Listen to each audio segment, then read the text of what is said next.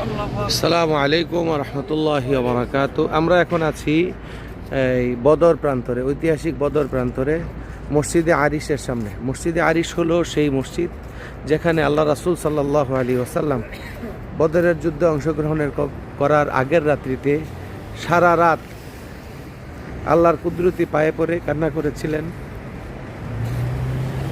হে আল্লাহ, আপনি যদি আজকে মুসলমানদেরকে সাহায্য না করেন, সহযোগিতা না করেন, তাহলে আপনার নাম নেওয়ার মতো আর কোনো মুসলমান বাকি থাকবে না, দুনিয়াতে আর কেউ থাকবে না।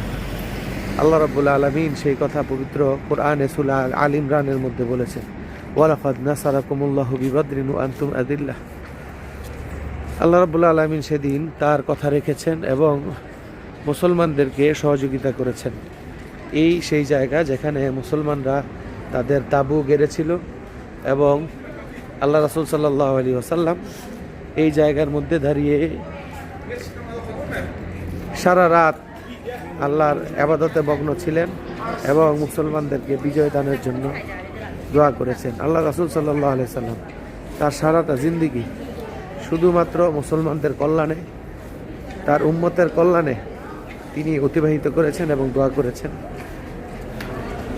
সেই বদরের আগের দিন রাত্রিতে সেটাই প্রমাণ করে যে আল্লাহ রাসূল সাল্লাল্লাহু আলাইহি ওয়াসাল্লাম উম্মতে মুহাম্মাদিকে কত ভালোবাসেন। এই হলো মসজিদে আরিশ।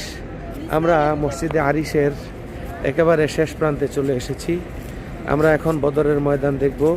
এই যে আমাদের হাজী সাহেবরা এখানে ঘোরাঘুরি করতেছেন এবং বিভিন্ন কিছু কেনাকাটা করতেছেন।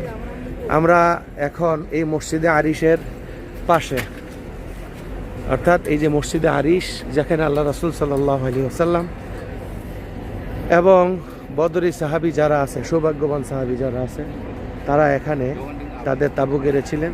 একেবারে ঠিক এটার পাশেই, এই যে ঠিক এই জায়গাটাই বদরের যুদ্ধ সংঘটিত হয়েছিল।